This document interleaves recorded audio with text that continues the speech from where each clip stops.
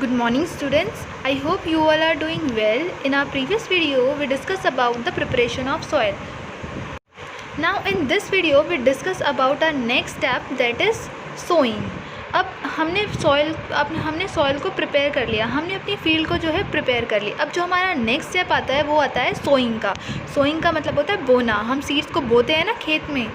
अब हमें क्या करना है, जब सीड को सो करना होता है तो उसके लिए हमें कुछ चीज़ों का ध्यान रखना पड़ता है। हमें सीड्स का जो है सिलेक्शन करना पड़ता है, ठीक है। तो सीड्स का सिलेक्शन किस तरीके से करते हैं, देखो पहले तो सीड्स जो है वो हेल्दी होना चाहिए, ठीक है। हाई यील्ड होनी चाहिए, गुड क्वालिटी की सीड्स होनी चाहिए। वो जो सीड्स हैं वो फ्री होनी चाहिए इंसेक्ट्स और डिसीज़ से। उसमें कोई इंसेक्ट नहीं होना चाहिए, कोई भी डिसीज़ नहीं होनी चाहिए, ठीक है। तभी हमारे जो क्रॉप्स हैं वो अच्छे ग्रो होंगे, राइट। तो कुछ सिलेक्शन हमें जो है सीड्स के लिए करने पड़ते हैं। अब इन सिलेक्शन को हम किस तरीके से करेंगे, देखिए आप क्या करेंगे, कुछ सीड्स जो हमें फील्ड में सो करने हैं उसको हम लेंगे, ठीक है। उसको हम क्या करेंगे, पानी में डाल देंगे, वाटर में डाल देंगे। तो क्या होगा, वाटर में क्या होगा कि जो सीड्स ख़राब हैं उनमें क्या होगा, छेद होंगे, वो हॉलो होंगे, ठीक है ना। क्या होंगे, हॉलो होंगे, मीन्स कि उसके अंदर छेद होंगे। तो हॉलो होने की वजह से वो लाइट होंगे, और लाइट अगर होंगे तो वो पानी में फ़्लोट करेगा ऊपर। हल्की चीज़ पानी में फ़्लोट करती है ना, तो वो फ़्लोट करेगी ऊपर, ठीक है। तो वो पानी में ऊपर आ जाएंगे। तो जो डैमेज सीड्स है वो पानी में ऊपर आ जाएंगी और उसको हम अलग कर लेंगे। और इस प्रोसेस से हमें क्या होंगे, हमें हमारी हेल्दी सीड्स मिल जाएंगे। Is that clear all of you. अब देखिए सीड्स को सो करने के कुछ मेथड्स होते हैं, ठीक है, कि हम किस तरीके से सीड्स को फील्ड में सो करेंगे, बोएंगे, ठीक है ना। तो पहला जो मेथड है वो ब्रॉडकास्टिंग, या फिर हम बोलते हैं सीड स्कैटरिंग। स्कैटर का मतलब होता है ना फैलाना, जैसे लाइट स्कैटर करती है, स्कैटर मतलब फैलती है, तो वैसे ही हम सीड को स्कैटर कर रहे हैं, ठीक है। ब्रॉडकास्टिंग मेथड भी इसको बोलते हैं। तो हम इसमें क्या करते हैं, देखो कुछ फार्मर्स हैं, आपको पिक्चर में भी दिख रहा होगा, सारे क्या कर रहे हैं, फील्ड में चल रहे हैं। बहुत ईजी मेथड है। और क्या कर रहे हैं, सीड को फेंक रहे हैं, है ना, दिख रहा है ना आपको पिक्चर में। वो क्या कर रहे हैं, रैंडमली सीड को कहीं भी पूरे फील्ड में डाल रहे हैं, ठीक है ना। तो ये जो मेथड है ये होता है broadcasting method. Is that clear all of you. Now next method is traditional tools. Traditional tool में क्या होता है, देखो ये बहुत पुराने मेथड्स है। इसमें क्या होता है, देखो यहाँ पे एक ऐसी टूल है, मशीन टूल है एक। इसमें क्या होता है, फ़नल लगा हुआ है, आपको दिख रहा होगा यहाँ पे ये फ़नल है, यहाँ पे ब्लेड्स लगी हुई हैं, ठीक है ना। तो सीड्स को क्या करते हैं, ये फ़नल के थ्रू डालते हैं। फ़नल से क्या होता है, ये सीड्स पाइप के थ्रू सॉइल में जाता है, ठीक है।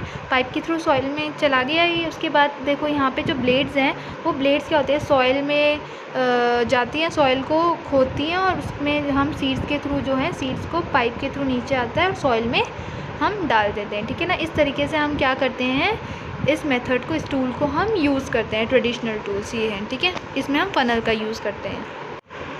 नाउ अब देखिए एक और होता है मॉडर्न टूल्स। इसमें हम क्या करते हैं, सीड ड्रिल्स को यूज़ करते हैं। इसमें क्या होता है, एक ट्रैक्टर होता है, मशीन है। इस ट्रैक्टर में क्या होता है, पीछे एक मशीन लगी होती है जिसके थ्रू सॉइल में ये सीड सो करते हैं, ठीक है ना। इसमें क्या होता है, इससे फ़ायदा ये होता है कि जो सीड्स हैं वो सॉइल में ना बहुत यूनिफॉर्म डिस्टेंस में डलते हैं। बो होते हैं, सो करते हैं, ठीक है ना। मतलब जो उन सीड्स के बीच का जो डिस्टेंस होगा वो सेम होगा, वो यूनिफॉर्म रहेगा, ठीक है। सारे सीड्स के मतलब इक्वल डिस्टेंस पे ये सो करेंगे थ्रू मशीन। अब जैसे सो हो गया सॉइल में, तो ये मशीन क्या करती है, पीछे से सो करने के बाद सॉइल से जो है कवर भी करती रहती है, ठीक है। तो इस मशीन का फ़ायदा यही है कि ये अच्छे से जो है सीड्स को यूनिफॉर्म डिस्टेंस में सो करती है, राइट। डिसएडवांटेज ये है इसका कि ये जो मशीन है ये बहुत एक्सपेंसिव होती है। तो कुछ जो फार्मर्स होते हैं वो उसको मतलब नहीं कर पाते हैं, मतलब बाय नहीं कर पाते हैं, तो उनके लिए ये बहुत ज़्यादा होता है। तो ये इसका थोड़ा डिसएडवांटेज है कि ये एक्सपेंसिव होती हैं, राइट। अब देखिए सीड ड्रिल्स में तो ये क्या हो रही है, इसके थ्रू, मशीन के थ्रू ये जो है इक्वल डिस्टेंस पे, यूनिफॉर्म डिस्टेंस पे कवर हम सो कर रहे हैं सीड्स को, ठीक है। बट हमने जो ब्रॉडकास्टिंग मेथड में देखा था कि उसमें हम क्या कर रहे हैं, रैंडमली सीड्स को फेंक रहे हैं। तो उसमें क्या हो रहा है कि कहीं पे क्या हो रहा है, ज़्यादा सीड्स गिर रही हैं, कहीं पे कम सीड्स गिर रही हैं। हम रैंडमली भेज रहे हैं ना, हम फेंक रहे हैं। हम ऐसा तो नहीं है कि एक सीड को यूनिफॉर्म डिस्टेंस में, इसमें हम प्रॉपर डिस्टेंस मेंटेन है हर सीड्स के बीच में, ठीक है ना।